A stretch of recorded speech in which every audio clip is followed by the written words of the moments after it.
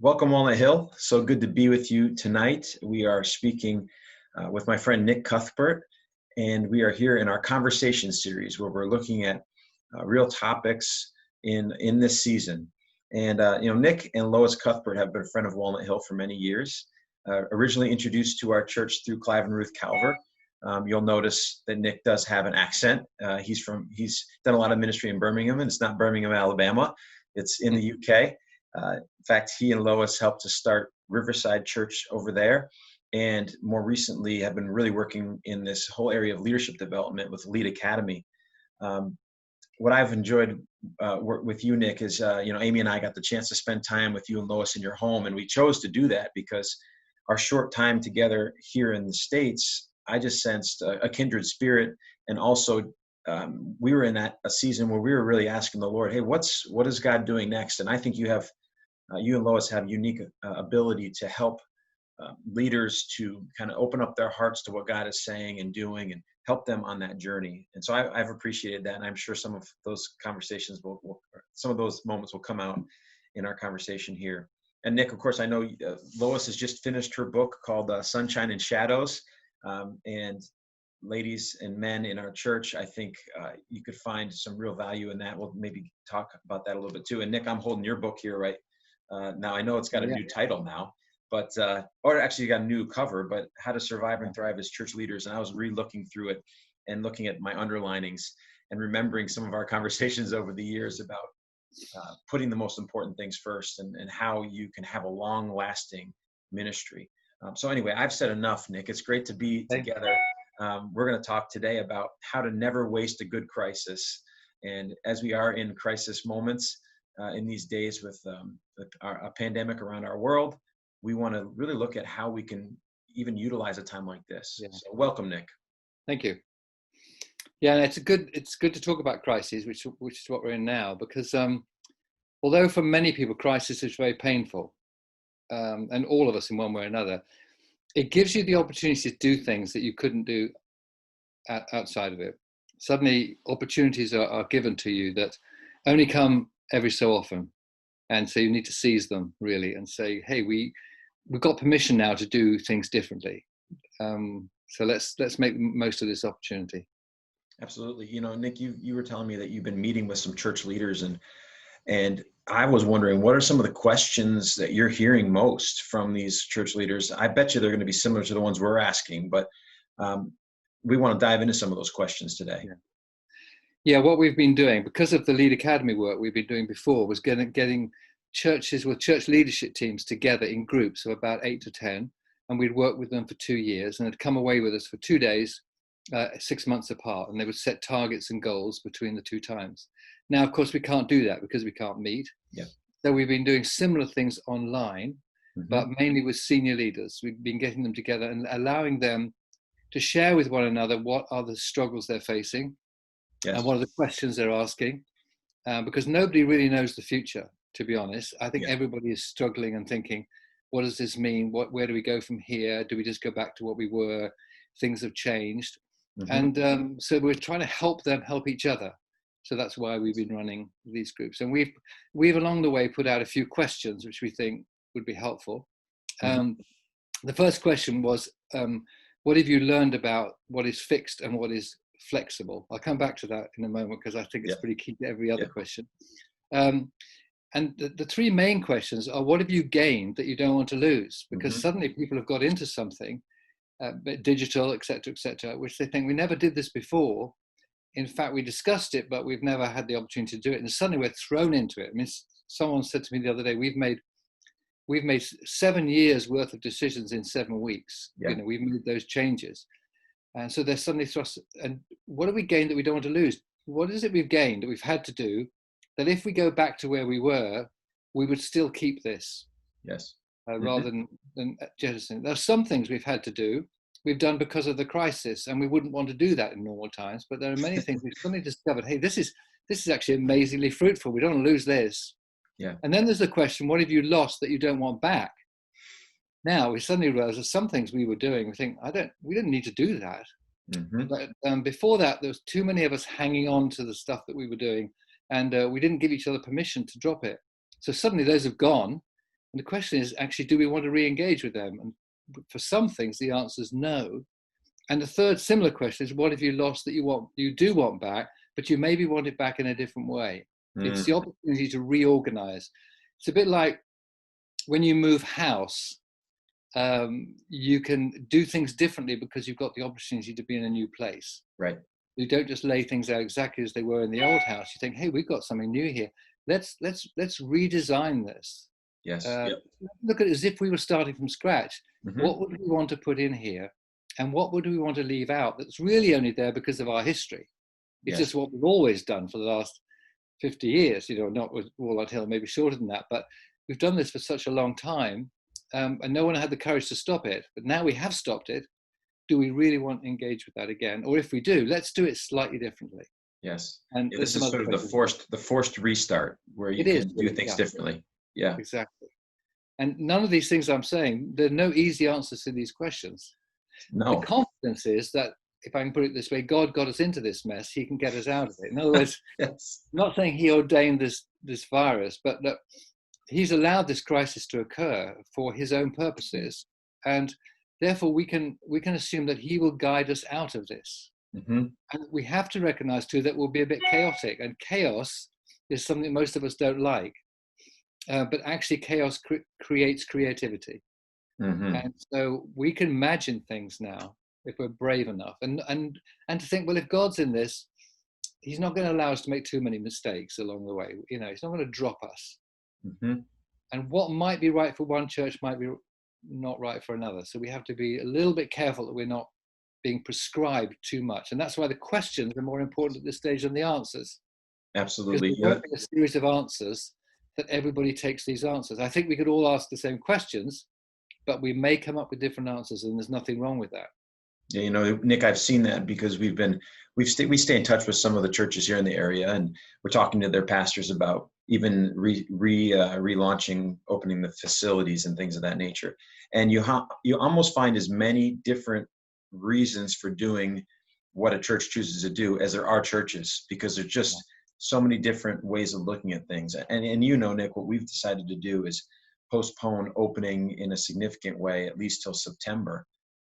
But we tried to do that from in a purposeful way. How can we redeem this season and not just feel like it's a big loss? Yeah. And hopefully I think our folks are starting to respond. We're seeing, at least a dozen or more house churches that have begun already. And we're starting to hear the stories of how hospitality is making a difference in people's lives. Yeah. So that's exciting. If I went back to the first question I asked, just to sort of cement that, which is, what have you learned about what's fixed and what's flexible? Mm-hmm. It seems to me there are two things that are fixed from before and now. And they are basically the answer to the question why and the question what. In other words, why is about your purpose. What is the purpose of the church? Ultimately, that should be a fixed point. And then what are the values of the church is a fixed point. And someone described it the other day to me like the two banks of a river. So everything in between moves and can move, but those should never move. Now, I had a quick look at the website before we came on, and I think that your purpose is probably something like this, to ignite a passion for Jesus in Connecticut and New England. Yeah, absolutely. So basically the purpose is to spread the word about Jesus. That's right. And that doesn't change whether you're in COVID crisis or not. Mm-hmm. And your values, which are laid out again by the church, this is what we value, that never needs to change. So we've got some fixed points here. So whatever you decide to do, like you start a church in the house, it's on the same purpose and the same values you had before. Absolutely. Those cannot change. So if you say, we're going to meet in the house and have a church there, well, you can only do that part of Walnut Hill if it's part of the same purpose. Now, in between that, you've got things like your vision and your strategies and your plans and all of those sort of things. Now, suddenly those are all up in the air because COVID is not allowing those. So what we thought was solid, that's not solid. Never should be either. Vision is only what you see up ahead. Now we see a slightly different thing. So we've got to readjust that. So the vision will change a little bit for the short term. And the strategies will definitely change, because if your strategy was, we'll have these great services in our building and we'll stick flowers in the pot, You know what I mean? Yes, we're not really doing that gone. anymore. You can't do that for this time. Yes. So Yes. you mustn't be precious about your strategies. They were good for a time, but they're not good for now. So provided you stay with what was the purpose and what is the values, then everything you now do needs to be shaped by that. And initially it'll be short term, because you know, between now and September, your strategy is to run good digital programs to sustain your house groups, etc., etc. Yeah. Come September, when the opportunity to meet again is, you may reassess your vision and your strategies will change. So yes, I think that's what I think is really important in everything we talk about. Yes. Because if you don't have those fixed points, then you get in a terrible mess, because you start starting things that have no relationship to where you came from. I really like that image, Nick, of the banks of the river. And sometimes I've thought of the the guardrails on the highway, on the on the freeway, that keep you inside the rails, really, but give you there's still flexibility within it. Because if your vision, your purpose rather, is to reach people for Jesus in Connecticut and New England and America and the world and the universe. Yes. If your purpose is that, there are multitudes of ways you could do it. Yeah. And it's never fixed into one way. There's so many different ways, but you have to work what is the way for Walnut Hill at this time. Yeah, in this season. Absolutely. Yeah. What are some of the other questions that you're hearing come out that seem to be the most compelling questions? Yes, I jotted some more down here. One of the things people are discovering is where energy is now coming from. And because, I mean, take, for example, our own church, a lot of the new energy is coming from a younger group of people who are particularly into the digital world. And they see this now as a fantastic opportunity to reach their peer group. Yes. So there's a fresh sense of energy from those people who before were a bit dormant, to be honest, but they've come to the fore. And I think the fresh energy will be a signal as to where the future lies, because you've suddenly brought those people to life. Not that the other people won't, but a pastor said to me the other day, I've been amazed in this crisis who hasn't stood up to volunteer, but I've also been surprised who has. And I think that's a very interesting dynamic to watch. Another question is, what is being driven by nostalgia? Particularly in a certain generation like mine, it's very easy for us to say, oh, this is very precious to us. We've always had this. We must get back to that, whatever happens. Yes. And that can be very not just a nostalgia thing, really. And it's quite dangerous to do that. And we have to label it for what it is, actually. It's part of the old world. It's the old thing we were doing.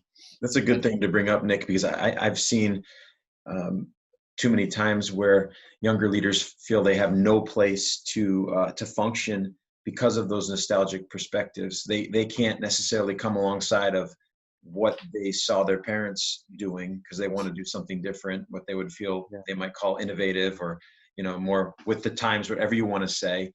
And there's no room for them to lead, and they either go elsewhere or they find some alternative way to lead within their church family.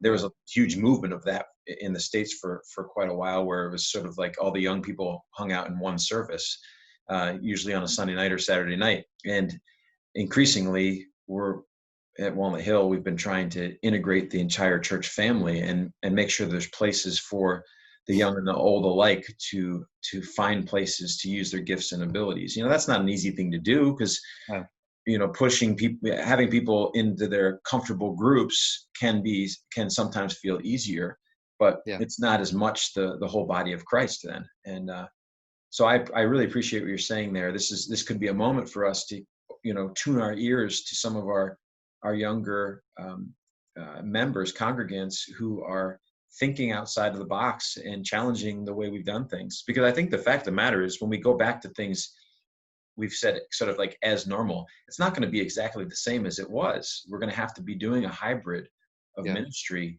come September or whenever we are able to open the doors with more freedom.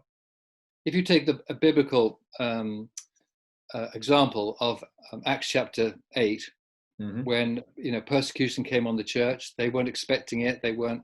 That's right. Everything was going great for them, really, but suddenly this comes on, and there's a lot of pain. people are punished and beaten up, and Stephen loses his life. So there's a huge amount of pain.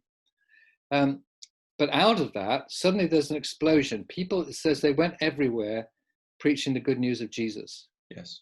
And suddenly it was almost like God had said, well, I'm going to have to allow this because you're getting a bit cooped up in Jerusalem here. This is not quite, you're having such a good time. You guys might just sit there forever. Yeah. And I've got a world to reach. Yes. So I'm sorry about this, but you're going to have to cope with this persecution, because actually in the long term, something fantastic is going to come out of it. And at the time, I'm sure they weren't thinking it was a great thing that they were. No, they weren't. Not at all. Yeah. But what's interesting was that they went and did what was in their hearts to do. Mm-hmm. In other words, they didn't just go and say, oh, well, let's go back home, because some of them probably didn't even come from Jerusalem.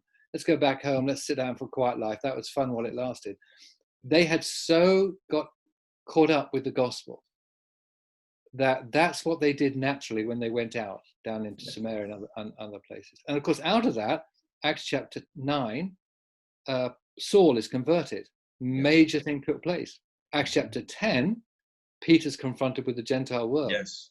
Now, neither of those things might well have happened if this had not also happened. So if they huddled in Jerusalem, that might not have happened. Exactly. We don't know what's up ahead, what else God has in mind. Yeah. But the other thing was this suddenly became, it was taken out of the hands of the apostles in many ways, because these were ordinary people. Mm-hmm. And I think one of the things that's happening here is that the church is being scattered in a whole new way. Suddenly, for example, in our road, we had a WhatsApp group. We've got about 40 houses on our WhatsApp group, mm-hmm. who are now in touch with each other more than we've ever been in our lives. Yeah. Suddenly, our leadership team at the church has nothing to do with our WhatsApp group on our road. Mm-hmm. But Lois and I are the Christians, there's one or two others actually, in our road. Yeah. Suddenly we are thrust out into a harvest field that's very little to do with the senior leadership. It has to do with me and my responsibility. What am I going to do now that I have been kicked out of Jerusalem, as it were, and I found myself in this place? Now they'll come and help, like Peter and John did, but it's a whole new opportunity for what you might call the lay people of the church. But you live there, and you're going to know the needs of, exactly. And have the relationships to actually do the ministry in that setting. But I've lived here for 40 years. Yeah.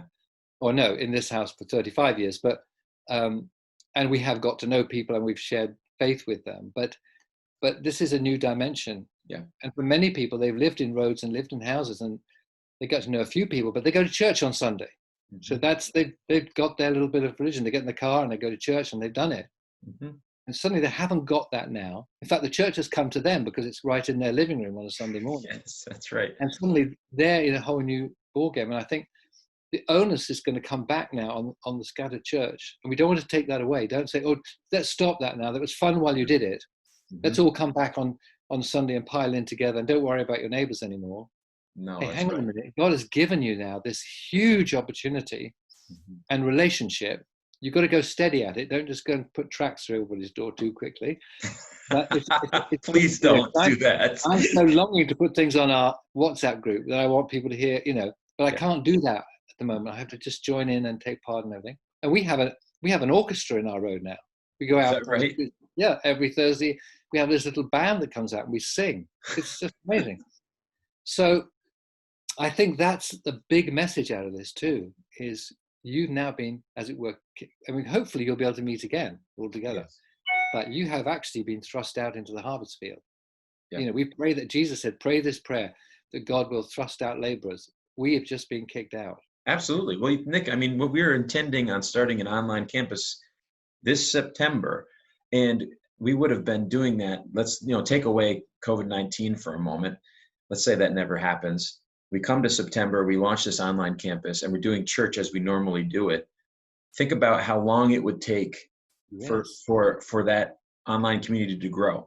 The fact of the matter is, every single Walnut Hiller who has stuck it out in this season is now an online member or congregant, and they've already begun to learn what it looks like to evangelize using that tool, to share it with friends, family. And we're hearing story after story of, I would have never come to the church building, but now that you had this and you invited me to that, it's something I can naturally come into. Sometimes it starts with this kind of conversation thing, as opposed to a church service.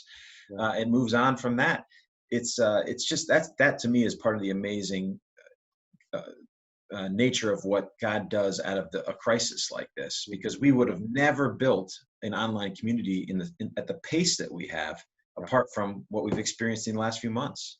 I think that's true. What's happened is the pace has quickened.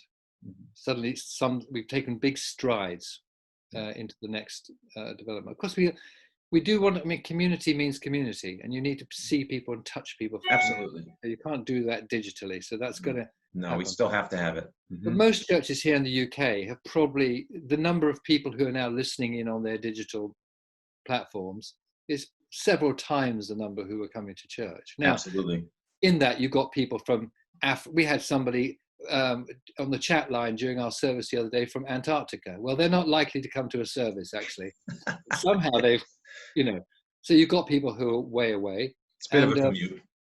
It's a bit of a commute. And you've got people who are dropping into 10 churches every weekend, so you've got to face that. Yes. And people are dropping in for a short time. And it could well be that those people you're also contacting may never, the goal is not to get them to Sundays. Yeah. Are you with me? I think in the past, a lot of us have felt the goal, the achievement is that we get more people sitting in the pew on Sunday, we've achieved something. And most churches, in some cases, that's the only thing that some churches even count. That's the only metric that they have. Yeah. And another issue, another issue people are facing is they're really discovering, I think, pastors, that the level of discipleship in their members is not as high as they thought. In other words, what they were providing for them was not really building disciples. We preach on Sunday and we send them off to a house group and we assume they're growing as Christians. They may not be. And suddenly we may have to think, if we're going to grow disciples by not just by them coming on a Sunday, but another way, and that could be another very good question, really. How do we grow disciples? How do people grow themselves as disciples? What responsibility are people taking themselves, rather than thinking, well, it's the church's responsibility to grow me. And my children. And my children, exactly. Look after the kids and the teenagers. Preach at me on Sunday and all will be well. And suddenly we're discovering, hey, we've got to find another way to do this, and a more biblical way, almost certainly. Yes. Well, and one of the ways that I think we're going to see growth in folks is they take on things like being a house church leader, it's stepping into community group leadership in some way. One of the things that we're doing now too, Nick, I'm not sure I've mentioned this to you, but we've started a relational discipleship model called My Crew, which says you need 3 to 5. In my case, men that I'm walking with on a regular basis to influence each other towards Christ. And we're seeing those crews really stick close together in this season, which is wonderful, and grow. But when I think about, and these are ways that we see real growth happening.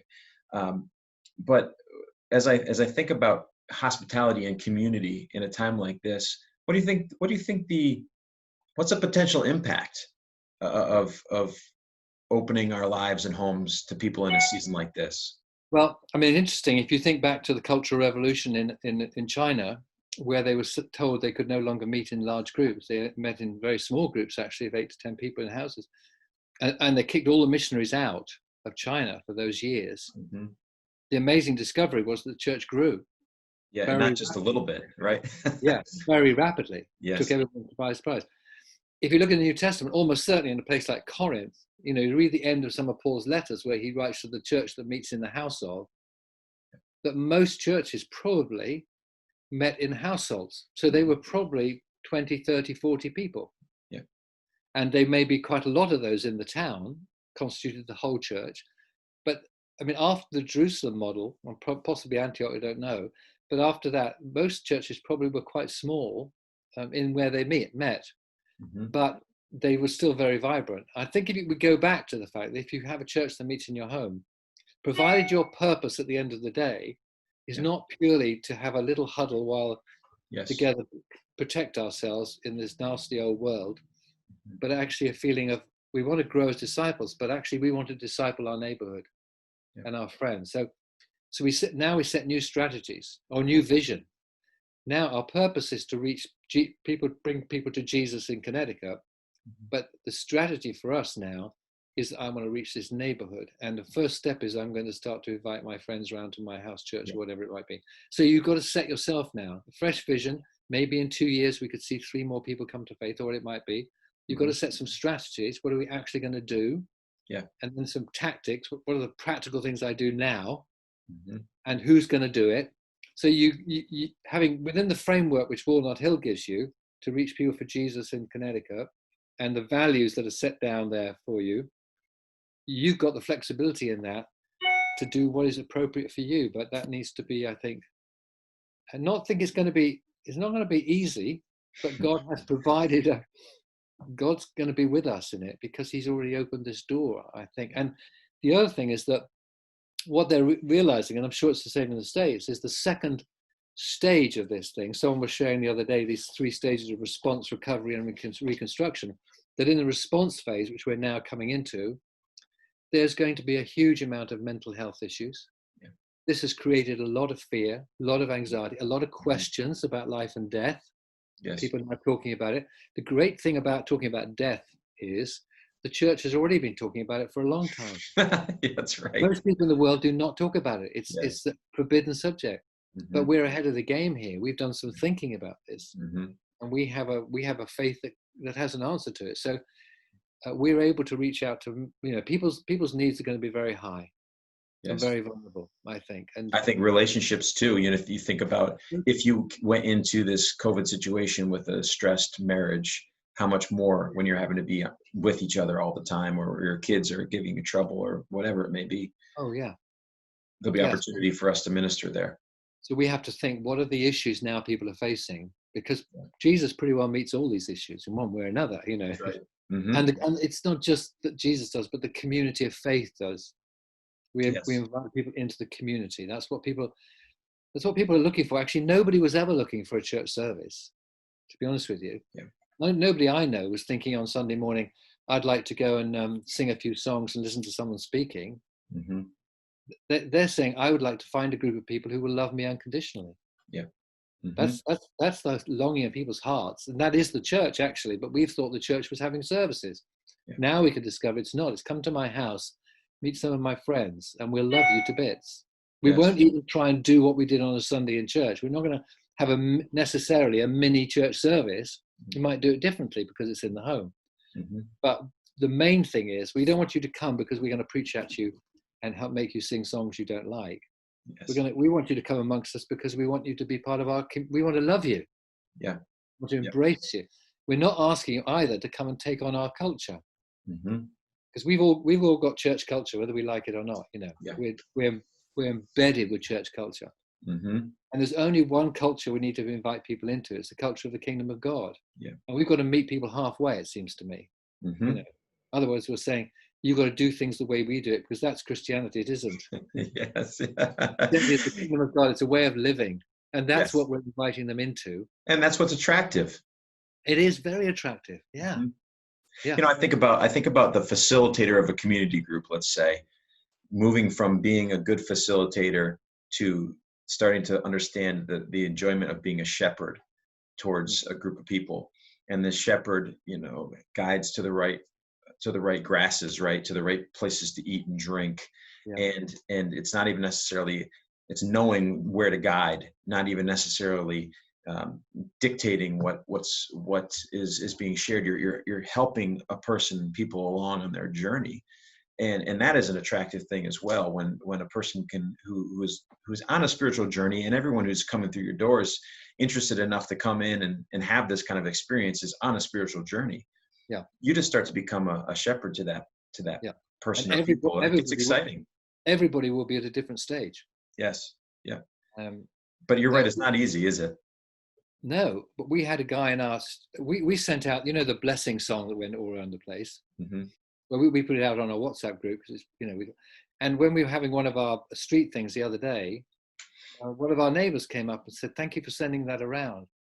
Do you know, I've started to re-engage." His father was a bishop, actually, but he's gone way away from God. But he said, I've started to re-engage. And that's a help. So we know where he's at now. So Absolutely. He's going to be a bit further down the line. But we have other neighbors who, on the other side of the road, we know are very anti. We love them to bits, and they're really warm and friendly. but they're pretty opposed. So they're all coming from different angles, and that's what love's about, I think. Yeah, you can't use the same method with every person, and it's not about methods. It's as you said, it's about a community, a loving community, coming around one another, listening to each other, enjoying each other, and sharing life together. Yeah, it's like people say on the Alpha Course: there's no question you can't ask. Yeah. You know, you can say what you like here. You can use any language you like. Actually, you can curse and swear if you really want to, if that's what turns you on. We're not going to be shocked. Yeah. Well, we didn't actually. We've seen a thing or two. We're not going to be shocked. Yeah, we've been around. We don't need. That's what you're going to get. It gets a bit messy and a bit dirty, I think. But I'm. The funny thing is, you and I, Craig. See, we're in the same boat as everybody else on this. We're not. I'm not. I don't feel myself, having been in church leadership for I don't know how long. I don't feel myself any further along the line than a lot of people in our church who just know how to love people. Yeah. So I'm looking to them to help me.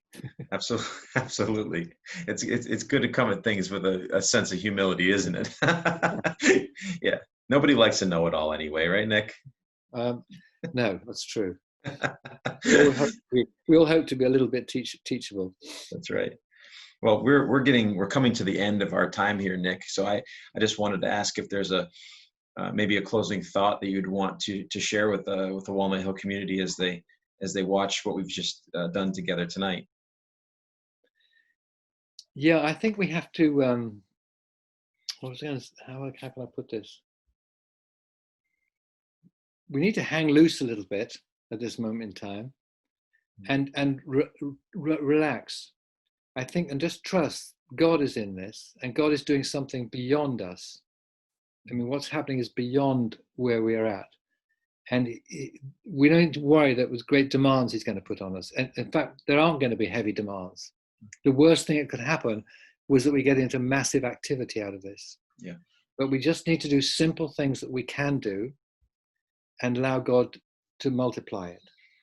I'm a great believer in the difference between producing things and fruitfulness. And this is, I think, a time when we've often said what we want God to do is multiply. That's fruitfulness. But we need to be simply obedient in what we can do as individuals and take those steps of faith, take a few risks, and trust that out of it is going to come far greater fruitfulness than we could have imagined. It won't be because we put effort in. It'll be because we did the right thing and he multiplies it. It'll almost be less. We'll be doing less and getting more. Does that make sense? That sounds very good. That sounds. I'm going to take that as a prophetic word, Nick. I think you're absolutely right about that. And then God gets the glory, doesn't he? When we do less and he does more, he gets the glory. He does. It's great to connect with you guys again. I mean, fantastic. So we have such happy memories of the church, actually, and some of the things that happened there. Yeah, and I still tell people about the yellow flowers. Yes.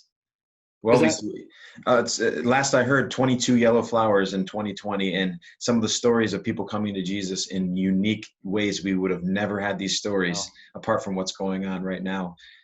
So it's God. We've been saying, the church hasn't gone to sleep and it hasn't died, and it's actually as alive as ever because the church is you and I out there in our communities sharing the love of Jesus, and we've got a unique opportunity right now. If you look in Britain at Easter time this year, probably the first time in the history of Christianity in Britain, not one single church met on Easter Day. Probably on Easter Day this year, more people connected with church and Christianity than at any other time in my lifetime. Yeah, that's something to think about. That sure is. Well, that's a good note to end on, Nick. God is at work, and we get to be a part of it together. It's been great speaking with you, Nick, and great to reconnect. And really looking forward to enjoying Lois's new book. Again, that's Sunshine and Shadows. It's available on Amazon. It's her life story, really, and some of the things she was brought up in Jamaica, and the life there, and then the things we've been involved in here in Birmingham. I think it's an easy read. We're looking forward to taking a look at it. And then, of course, Nick, your book, How to Survive and Thrive as a Church Leader. It's new copies are out, right? It's been good. So it's still available for any of our church leaders. I know I found it to be really helpful, and I'm sure if you're a church, leader in our church, you'll find it really helpful too. So, Nick, thanks so much for the time. we may meet, well, we will meet again one day. We might meet on Earth again one day. I hope so. I hope so. We can make that happen. Thanks so much, Nick. Have a great one. Bye. Bye-bye.